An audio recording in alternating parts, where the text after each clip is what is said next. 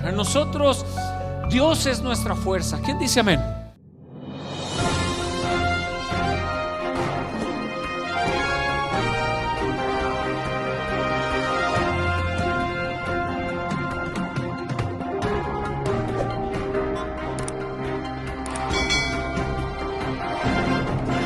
Es un asunto de que si Dios está con nosotros, ¿quién contra nosotros?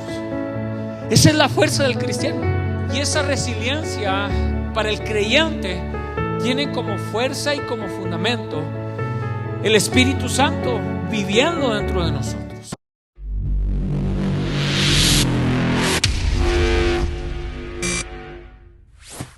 Y la palabra que hoy traigo para ustedes se llama, el título es el poder de la resiliencia. ¿Qué es la resiliencia? Es esa capacidad que Dios nos da para superar los problemas, las crisis, los ataques del enemigo, los golpes de la vida. Es la capacidad que Dios nos da a través de su Espíritu Santo, hermanos, para sobreponernos a lo que sea en cualquier circunstancia de la vida, para seguir dando pasos en el propósito que Dios tiene para nuestra vida. Esa es la resiliencia. Y esa resiliencia para el creyente tiene como fuerza y como fundamento el Espíritu Santo viviendo dentro de nosotros. Para nosotros, Dios es nuestra fuerza. ¿Quién dice amén?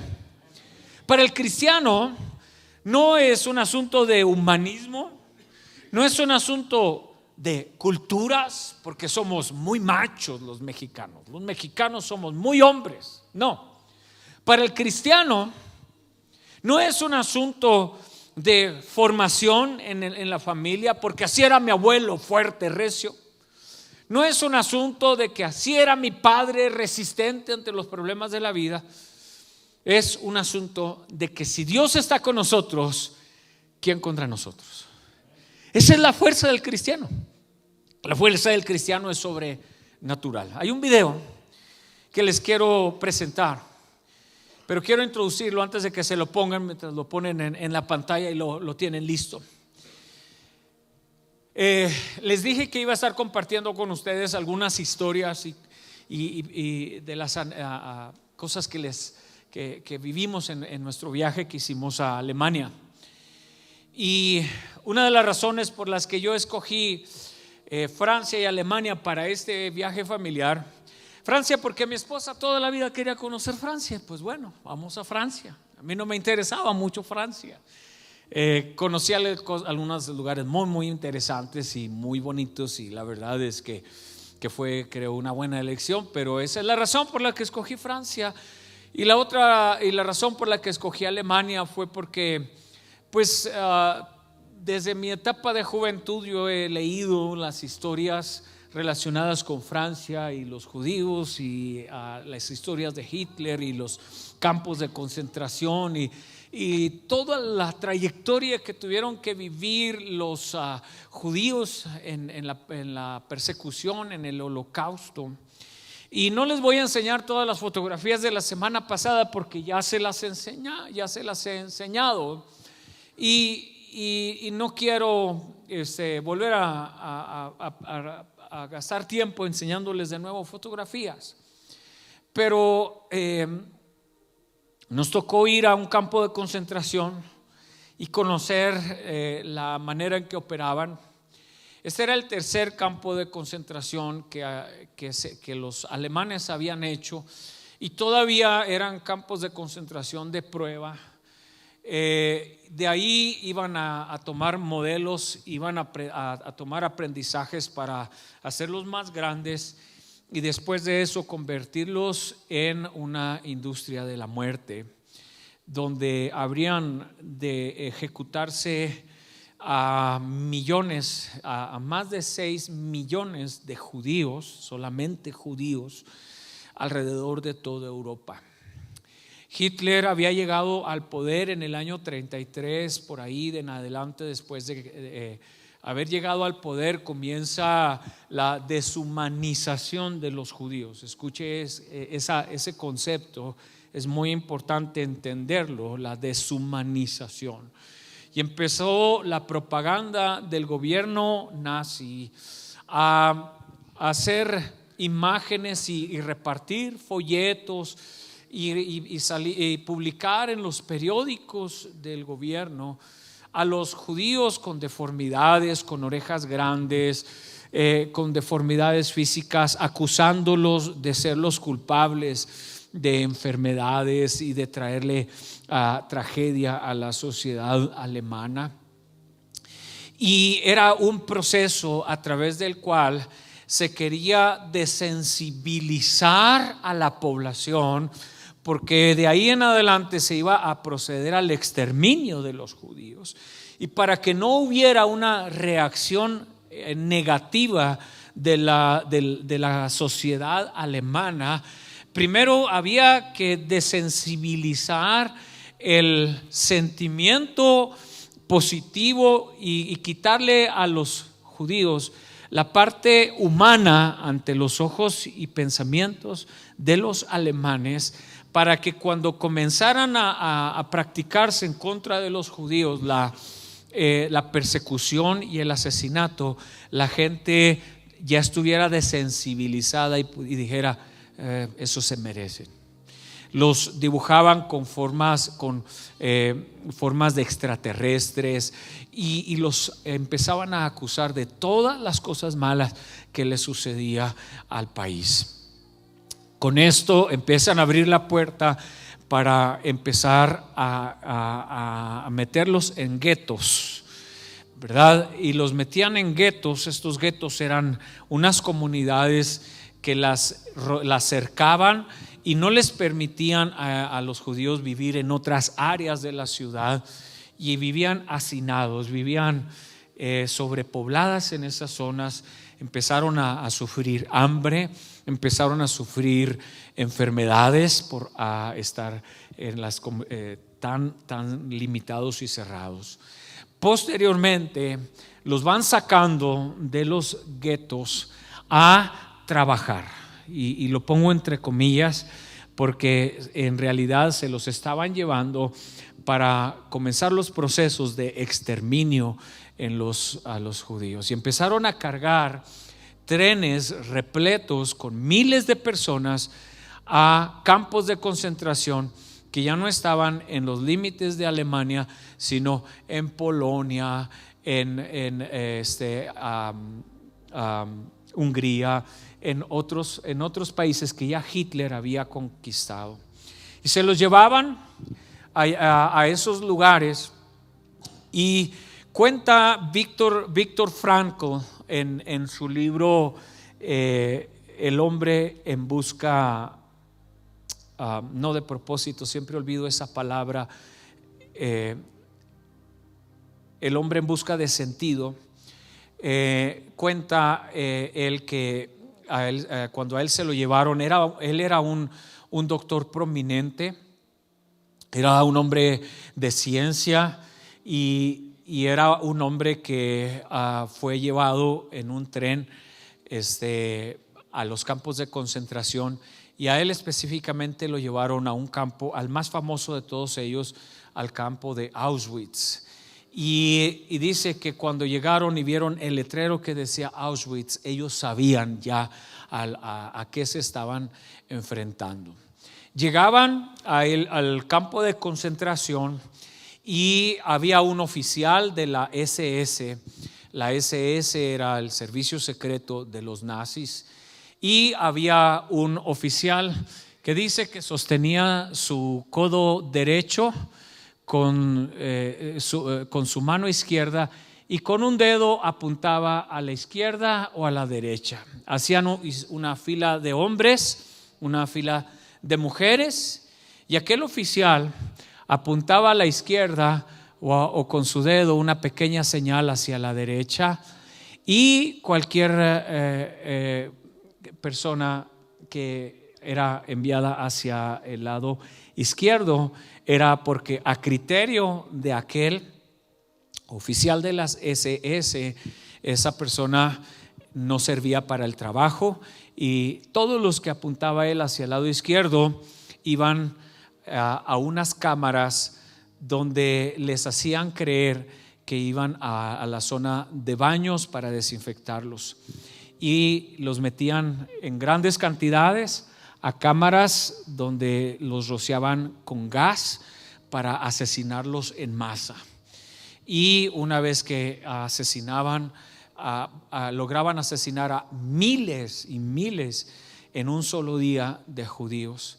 Dice Víctor Frankl que solamente el 10% de los que llegaban en esos trenes eran enviados hacia el lado derecho, el 90% eran enviados a las cámaras de gases, luego sacaban sus cuerpos y los metían a hornos para incinerar su cuerpo, y era la manera en que habían hecho el de la muerte la industria. Ya era industrializada el asesinato en grandes y grandes y grandes cantidades, hermanos.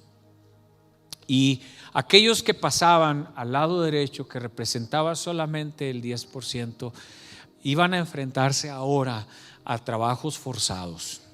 Iban a enfrentarse a solamente 2 comidas al día de una pequeña porción de caldo, de un caldo que si les iba bien, quien servía el caldo le buscaba hasta la parte baja que viniera con un poco de verduras o algo, pero si no, la mayoría de las veces era solamente una porción de caldo en la mañana y una porción pequeña de caldo por la noche. Los sacaban a trabajar muy temprano en la mañana, aún estando oscuros, y los llevaban a construir fuera carreteras, a trabajar en las fábricas de armamento, porque para ese tiempo ya había iniciado también la guerra de los países aliados contra Hitler y de la guerra de la Unión Soviética en contra de Hitler. Se los llevaban. Era fuera tiempo de frío, fuera tiempo de calor. El tiempo más difícil era el tiempo de frío, porque desde que llegaban, después de haber pasado hacia el lado izquierdo, al lado derecho, la primera revisión, los que pasaban al lado derecho los se llevaban a otra zona. Dice Víctor Frankl que ponían en un barracón, en un galerón, en una galera, hasta 2,000 personas en un galerón que le cabían 250. Y ahí los ponían hacinados, apretados unos con otros. Ahí se hacían sus necesidades. Ahí todo era terriblemente caos. Luego de ahí los pasaban, los llevaban a un lugar, los desnudaban completamente, les rapaban su cabeza, les rapaban literalmente todo el cuerpo, no solamente su cabeza, y entonces ahora completamente desnudos les entregaban un traje rayado. De ahí viene la película que se llama El niño de las pijamas, ¿sí? Era un traje rayado, y ese traje era de una tela que con el frío se endurecía, se hacía como cartón. Dice Víctor Frankl que a los que traían zapatos en buenas condiciones se los quitaban y les daban zapatos viejos. Muchos de ellos terminaban realmente descalzos en medio de la nieve. Dice Víctor Frankl que sus dedos de sus pies se les ponían negros, ¿verdad? Se les quemaban y se les ponían de color negro. Dice que iban y literalmente se los arrancaban con unas pinzas, así como estuvieran. Y era una vida miserable la que vivían los presos, los reos en los campos de concentración. Los trabajaban todo el día, regresaban por la noche para recibir nada más una porción de aquel caldo, aquella pequeña porción de caldo que les daban, y empezaba a deteriorarse la salud de ellos. Dice que los lugares donde dormían eran una cama de 2 metros por 2 metros y medio, serían aproximadamente 6 pies por 7 pies, una cama, y que dormían 9 de ellos en esa cama. De 6 pies por 7 pies dormían 7 de esos reos en ese lugar. Eran literas de 3 o hasta 4 compartimientos, y era la manera más terrible en la que podían vivir, y ahí vivieron años bajo esa misma dinámica. Muchos de ellos iban muriendo en los procesos, y muchos de ellos se aventaban intencionalmente contra las cercas electrificadas que habían puesto alrededor del campamento para suicidarse, para morir. Para muchos de ellos el suicidarse era un regalo. Era un regalo que se podían dar ellos mismos para poder detener el dolor y poder detener el sufrimiento al que estaban expuestos. No importaba si cometían la falla más pequeña o más grande, iban a ser azotados y golpeados, ya sea por los capos o por los agentes de la SS. ¿Quiénes eran los capos? Eran reos dentro de ellos mismos que habían reflejado una dureza de corazón.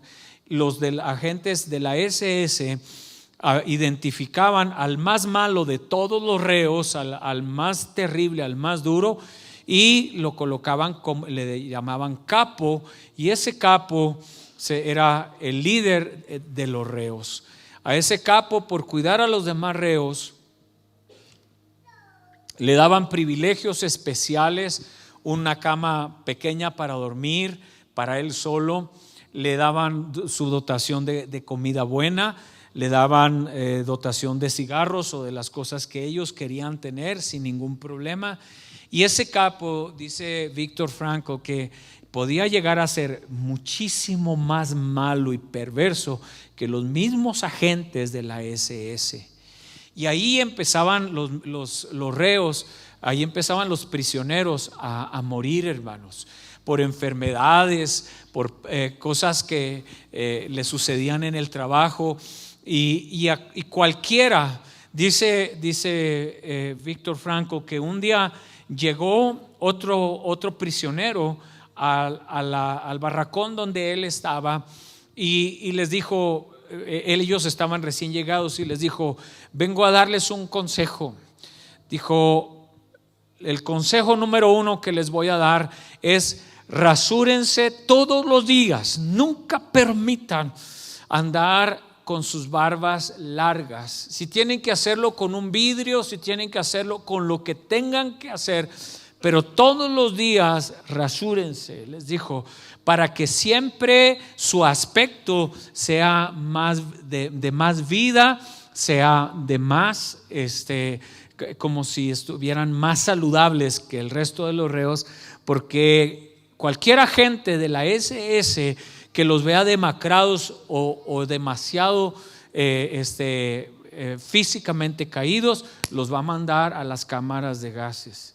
Les dijo: nunca, aunque anden lastimados de sus pies, nunca, aunque traigan una llaga, nunca cojeen, nunca entren una manera débil ante la presencia de los agentes del SS, porque si los ven débiles, o si los ven cojeando, o si los ven batallando para caminar, serán lanzados inmediatamente, echados a las cámaras de gases. 6 millones de judíos fueron asesinados por cualquier razón. Las mujeres que llegaban a los campos de concentración embarazadas tampoco les permitían tener a sus hijos, hermanos. Fue una tragedia humana terrible la que vivieron los judíos en Alemania en los años 1930 y hasta 1945, cuando finalmente fueron liberados. El video que preparé para enseñarles es una porción de una serie que se llama Band of Brothers. No sé si alguno de ustedes ya la miró. ¿Sí? Es una serie que se llama Band of Brothers. Y esta es una de las últimas escenas. Y lo que van a ver es muy fuerte, pero recordemos que esto que van a ver está limitado a lo que pudieron hacer los de la producción de la serie, de la película, porque la realidad que vivían era mucho más fuerte que eso. Y esta escena que van a ver, vamos a ver nada más un pequeño pedazo, es el momento en que los soldados americanos llegaron a este campo de concentración para liberarlos, y los soldados americanos ni siquiera podían creer lo que habían encontrado en esos campos de concentración. Adelante.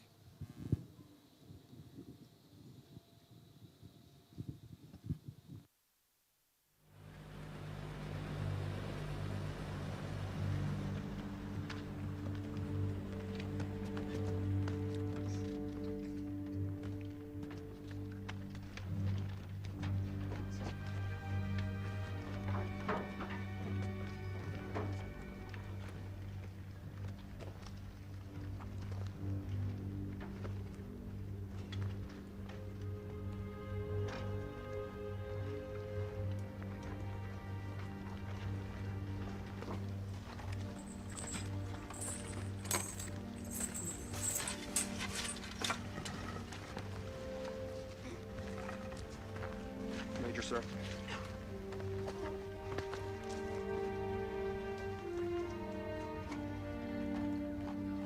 Open it up, sir.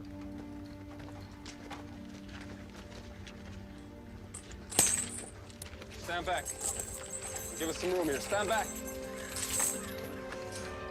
Back, back.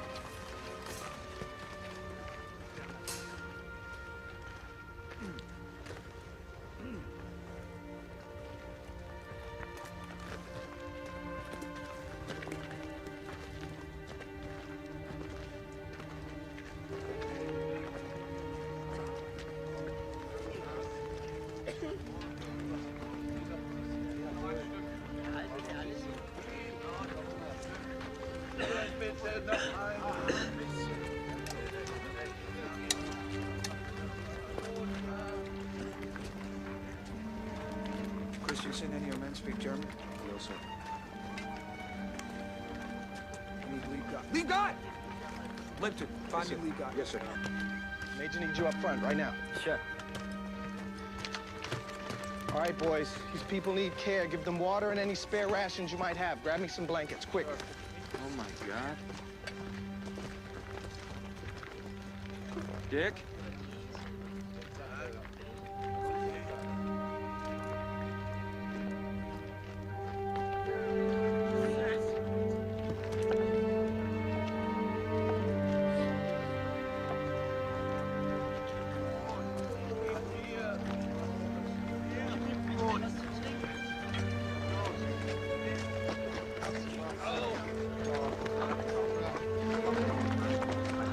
Jesus, Webb, can you believe this place? No.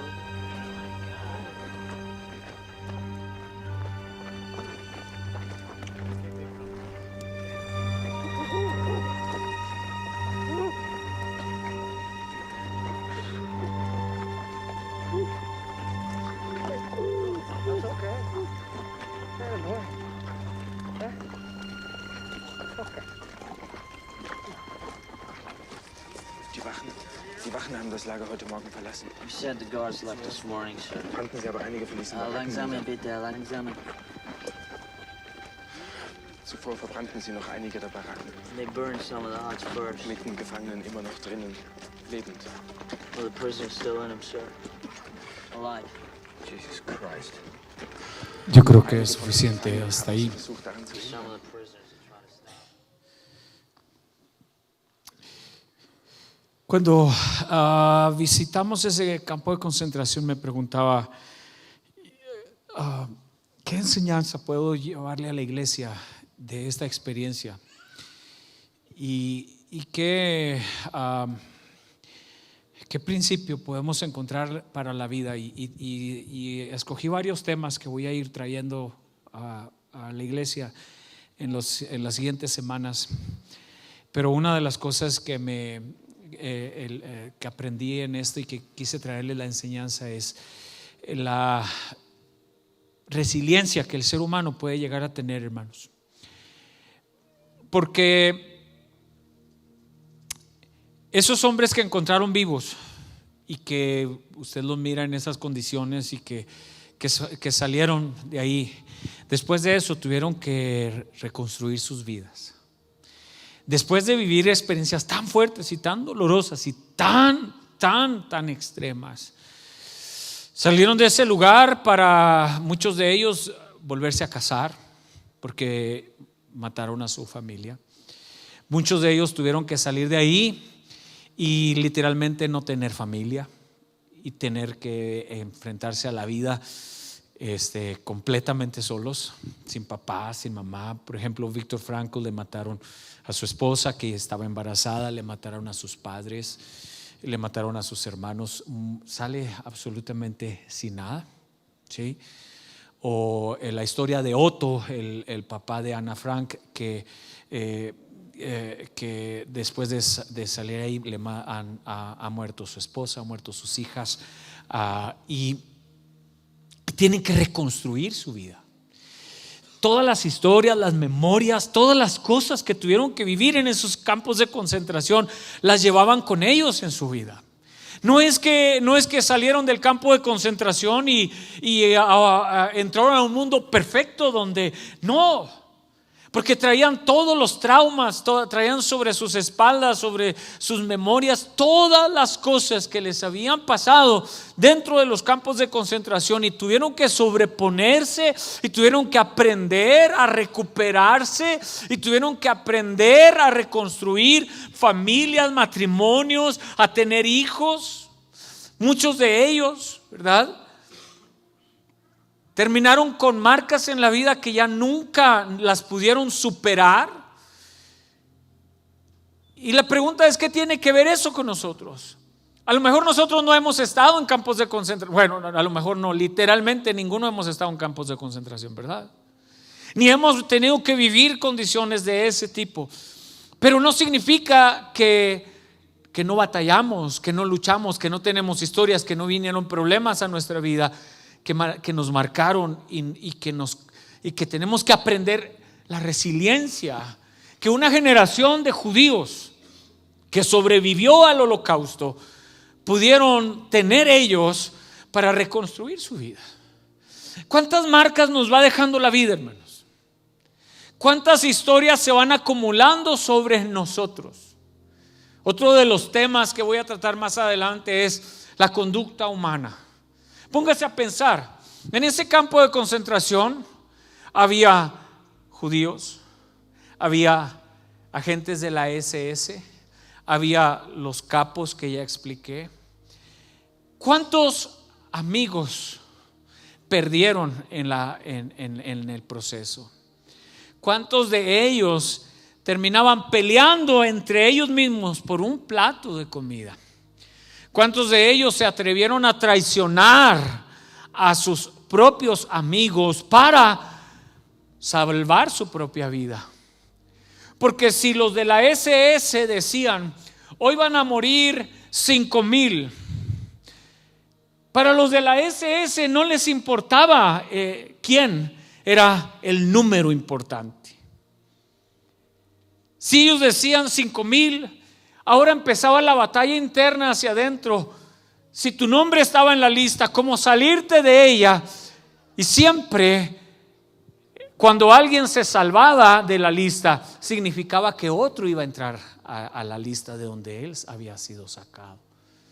Encontraban maneras de ellos de engañar los procesos para que en lugar de uno muriera otro. Pero ¿cuántas veces entre ellos mismos tuvieron que tomar decisiones para decir, de que te mueras tú, de que me muera yo, mejor te mueres tú?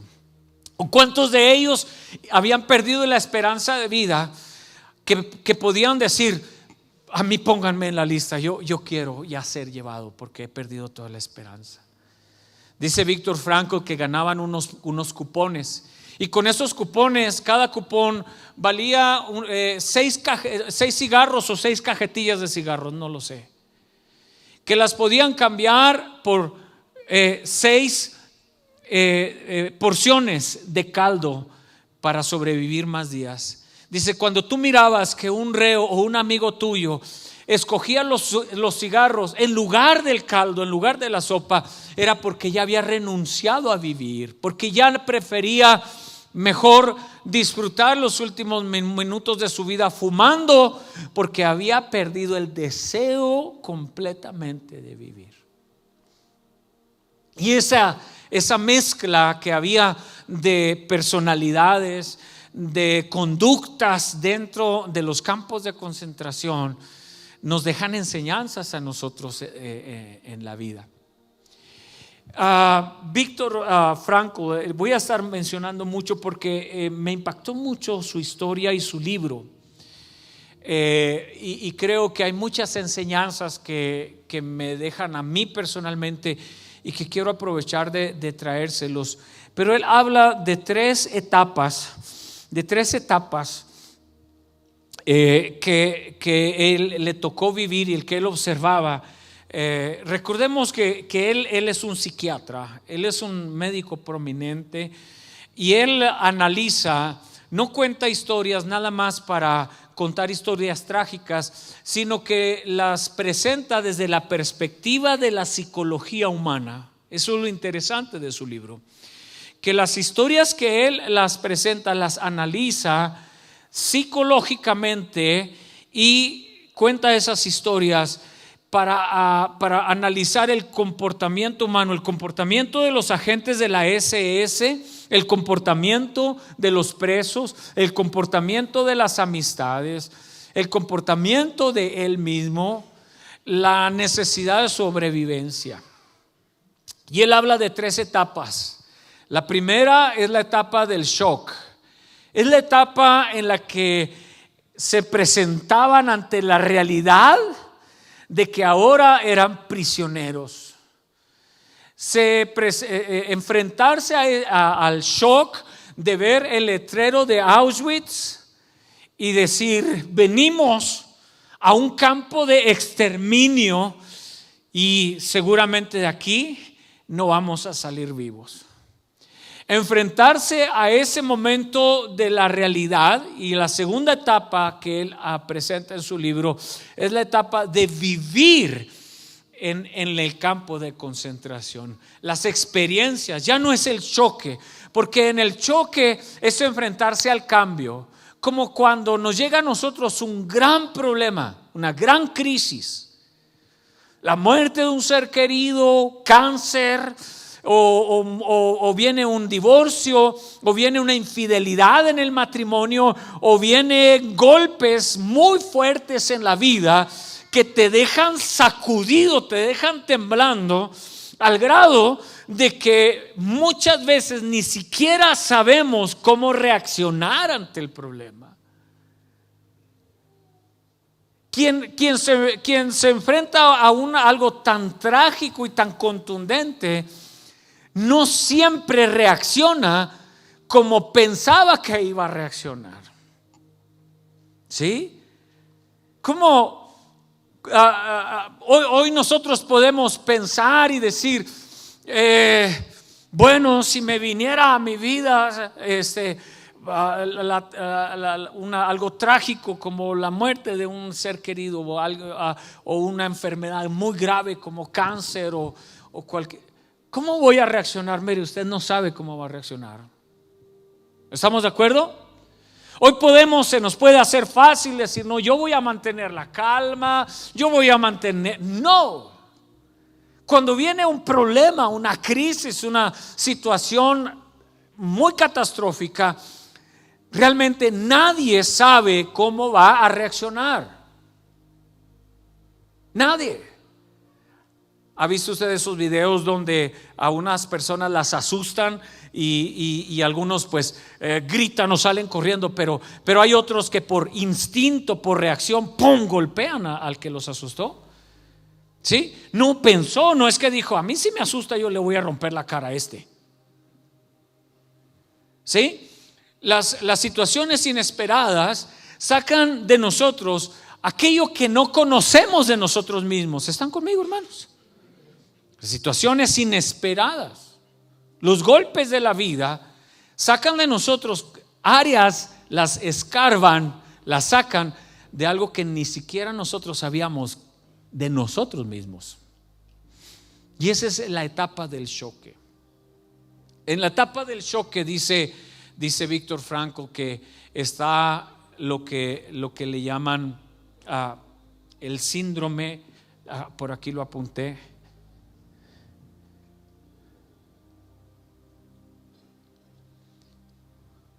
la ilusión del indulto. ¿Qué es la ilusión del indulto? La ilusión del indulto en la psicología le llaman a esa esperanza, a ese pensamiento que le viene al condenado a muerte cuando ya sabe que está para ser ejecutado en la silla eléctrica o por inyección letal o por cualquier método que usan para ejecutar a alguien condenado a la muerte. Y esta ilusión del indulto es que el reo, el que va a ser ejecutado, llega a creer, a pensar que algo va a suceder de último momento, que lo van a indultar de la muerte, que algo va a cambiar. Y eso sucede en la etapa de choque, cuando un problema muy grave, una situación muy grave, fuerte, es como una etapa de negación en la que pensamos, se me hace que estoy soñando. ¿A cuánto les ha pasado así? Como que esto es un sueño. No creo que algo va a pasar que no va a suceder, o que de repente voy a despertar y no es cierto. Aquí está todavía conmigo. Es la ilusión del indulto que sucede en el choque.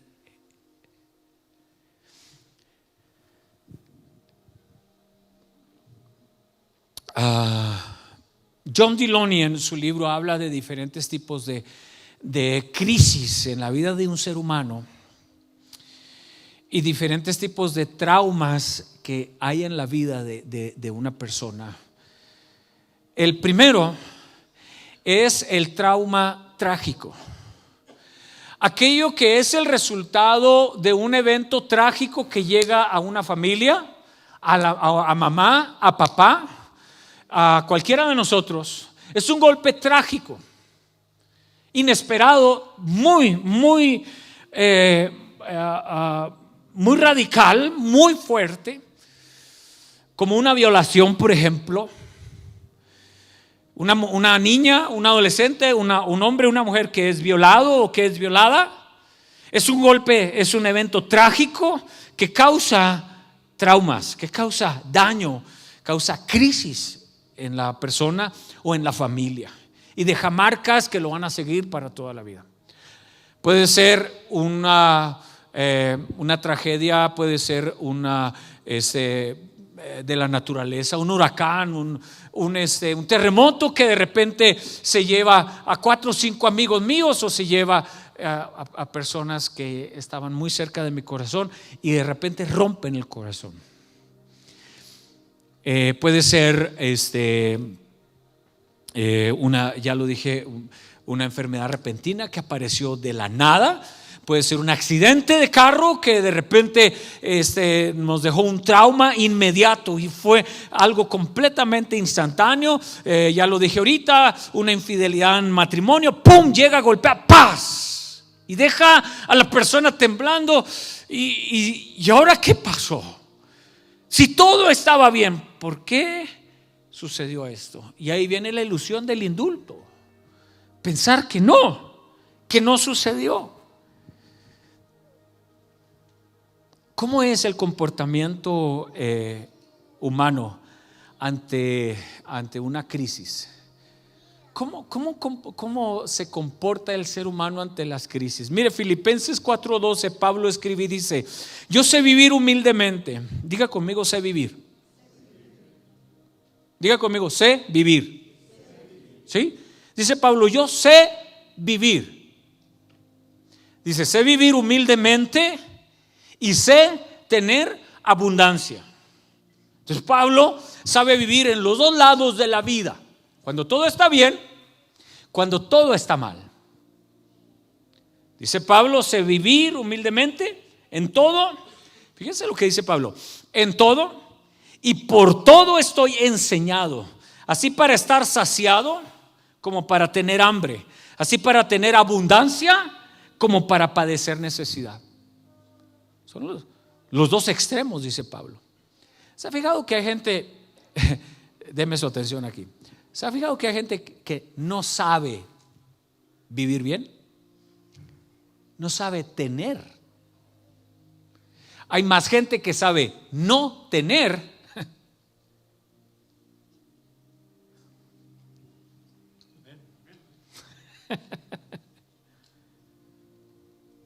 hay gente que sabe no tener, pero no sabe tener.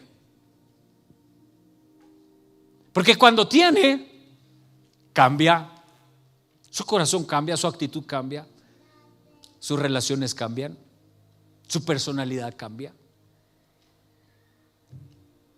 ¿Sí? Hasta se le nota la.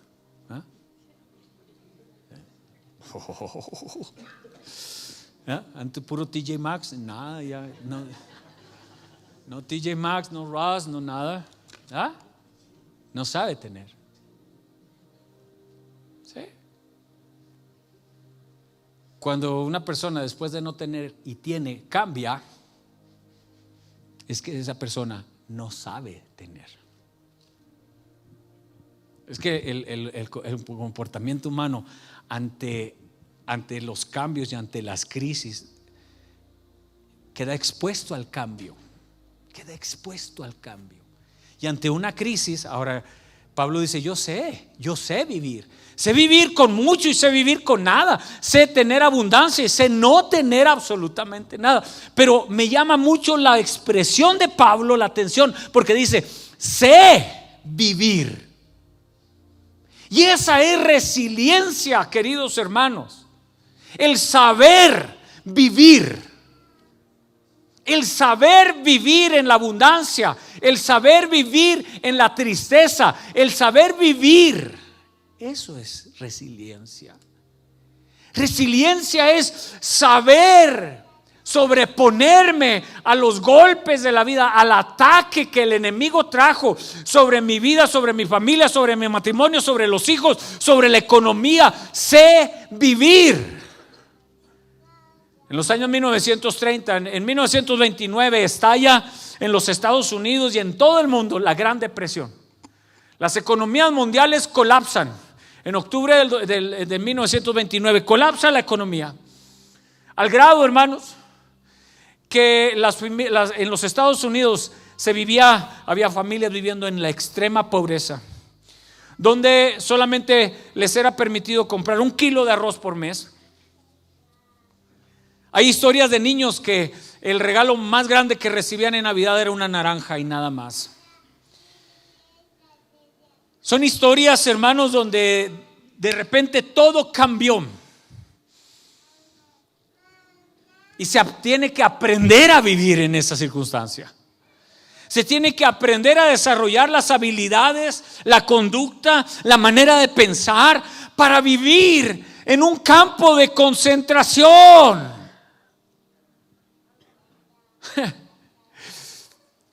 Oiga, es que ¿quién podía decir, bueno, cuál de ellos cuando eran niños decían, o cuando eran jóvenes, o cuando iban al culto del domingo como hoy? ¿Cuántos de ellos antes de la situación de Hitler decían, cuando yo esté en un campo de concentración, yo voy a ser muy fuerte? ¿Cuántos de ellos podían decir, yo voy a prepararme físicamente para estar muy fuerte para cuando yo viva en un campo de concentración. Ninguno. Ellos tuvieron que aprender a vivir ahí. Así como un hijo tiene que aprender a vivir con su mamá o con su papá cuando viene el cáncer y los golpea. Tiene que aprender a vivir. Es una etapa diferente de la vida. Quizás no la mejor, quizás era inesperado, no fue planeado, fue algo pero se tiene que aprender a vivir en esa circunstancia. Y ahí es donde junto todas las piezas que me quedaron nada más, alguien dele gloria a Dios, donde agarro las piezas que me dejó la vida, porque a lo mejor se llevó casi todo.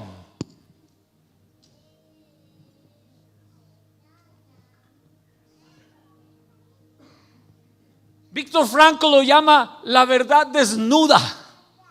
La verdad desnuda que él tuvo que enfrentarse a la desnudez en el campo de concentración, literalmente. Por eso le llama a él la verdad desnuda, es decir, me estoy enfrentando a una realidad tal cual es. Antes era un médico prominente. Antes lo llamaban doctor Franco. Antes lo llamaban hombre de ciencia. Hoy es un hombre completamente rapado, desnudo, parado con sus pies sumergidos en la nieve. Esa es la realidad desnuda. Me llama mucho la atención también que él habla de las ligaduras del pasado que le quedaron. Dice, las pocas ligaduras del pasado que quedaron. Y ahí me detuve mientras leía el libro. Me quedé pensando. Porque ¿sabe cuáles son las pocas ligaduras del pasado que a él le quedaban? Él habla creo que del el cinto, un cinto. Creo que de las cuerdas para amarrar sus zapatos, sus lentes y no sé qué más. Él enumera una serie de cosas que eran las ligaduras del pasado que a él, las ligas del pasado que le quedaban. Porque ante una crisis, ante un golpe, siempre quedan en nosotros cosas que nos ligan al pasado. ¿Al pasado bueno o al pasado malo?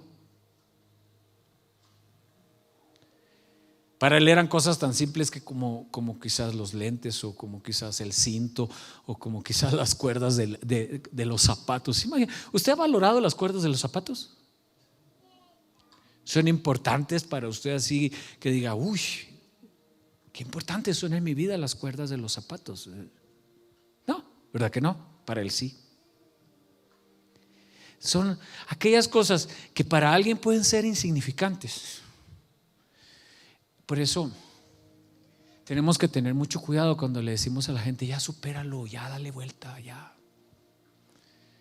Porque lo que para usted es importante puede ser no importante para esa persona, pero para lo que esa persona es muy importante, a lo mejor usted dice, no, ya, dale vuelta, eso ya estuvo bueno. Son las ligaduras del pasado, hermanos. Son cosas que nos conectan con aquella parte de la historia de nuestra vida que siguen estando presentes. ¿Cuántos están conmigo? ¿Me está escuchando? Y todos tenemos cosas que nos ligan, todos. A la infancia, al matrimonio que se acabó, a los hijos, a la historia de atrás, cualquiera que haya sido, siempre hay cosas que nos... Y es bien, oiga, yo escucho un serrucho trabajar, nomás escucharlo, ¡pum!, me transporta a la carpintería de mi papá. Me transporta al miedo y me recuerda el miedo. Yo escucho los golpes de un martillo en la madera y tiene que ser en la madera. Y me transporta inmediatamente a cuando yo era niño. Son las ligas del pasado. Los olores. El olor del aserrín de la madera. No me ponga donde haya aserrín de madera. No me ponga. Es una transportación inmediata. El olor del aserrín, del pino, es una transportación inmediata. Son ligas. Ahora, usted dirá, bueno, es aserrín. Bueno, para personas hay ligaduras de mucho dolor.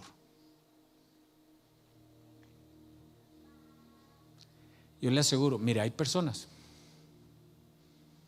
que recuerdan con precisión el ruido del cinto o de la hebilla del cinto del hombre que los violó. Y cada vez que oyen una hebilla de un cinto sonar, son transportados al momento de la violación.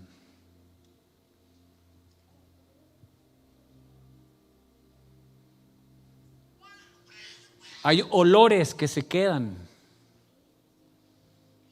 Son ligas hacia el asunto del pasado. ¿Sí? ¿Están conmigo? Esa es la realidad de la vida. ¿Cuántos recuerdan olores de la infancia? Sea honesto, no tiene que levantar. ¿Verdad? ¿Sí?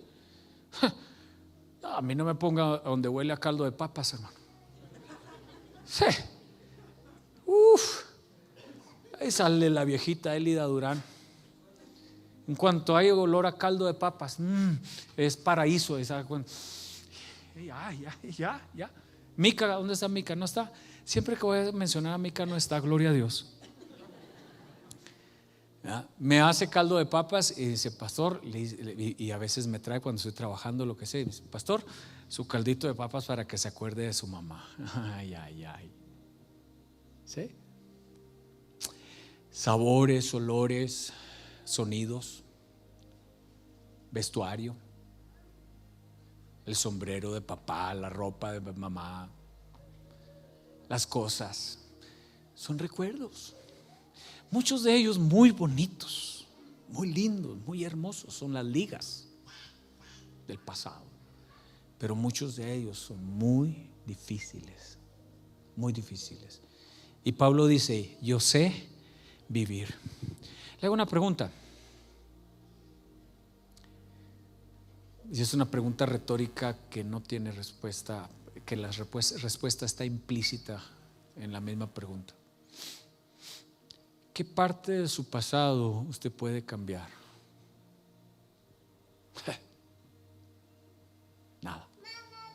Nada. En una pizca, un pedazo del pasado que podamos cambiar. Solamente tenemos, como dice Pablo, que aprender a vivir. Y dice Pablo, yo sé vivir. Lo aprendió en el camino, lo aprendió en la prisión, porque esta carta se la escribe a los filipenses. Lo aprendió en la prisión, ahí, en el cepo, en lo oscuro. Ahí estaba aprendiendo. Así como a nosotros nos toca aprender de la vida, a veces en las situaciones más difíciles que tenemos que vivir. ¿Qué historias, sin contar, de hombres y mujeres en los campos de concentración hay? Yo tengo por lo menos, debo de tener unos 10, no sé, no quiero ni exagerar, pero 8 o 10 libros de historias de los campos de concentración, de todos. Y uno lee esas historias y todavía se pregunta cuántas historias no se cuentan, cuántos libros no se escribieron. Hay una historia de un judío, el libro se llama El Perdón, yo no recuerdo el autor ahora, pero cuenta de la historia de este hombre judío que siendo él un joven, un hombre joven, los agentes de la SS llegaron a su casa y le prendieron fuego a la casa con toda su familia adentro. Él logró escapar y él nunca olvidó el nombre, el rostro del hombre que mandó quemar a toda su familia, que dio la orden de que le prendieran fuego a la casa donde él vivía con toda su familia adentro. Dice la historia de este libro que este hombre judío logró trabajar en un hospital, siendo prisionero, pero trabajando en un hospital, y que un día a ese hospital, ya en medio de la guerra, llegó el agente de la SS que había dado la orden de quemar a su familia adentro. Y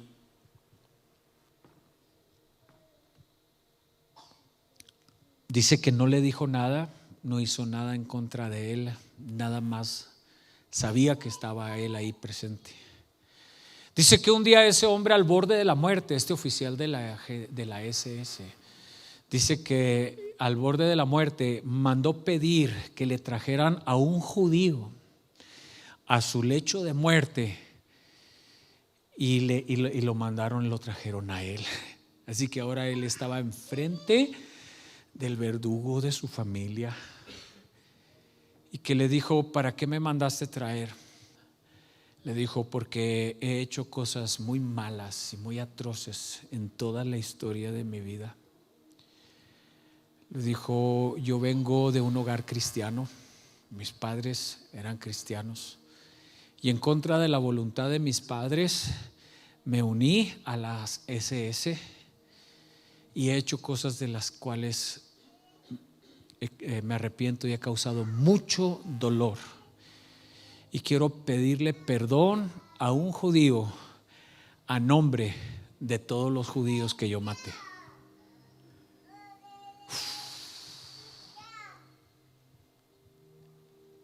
Dice que este judío enmudeció, no dijo absolutamente nada, salió de la habitación y aquel agente de la SS murió. La pregunta del autor era: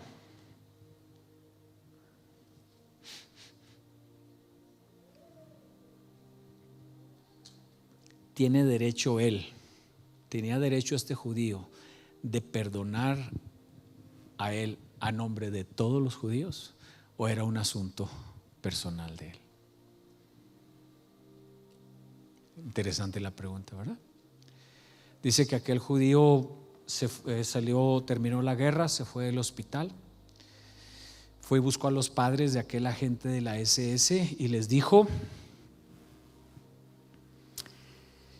su hijo murió con dignidad. Y es todo.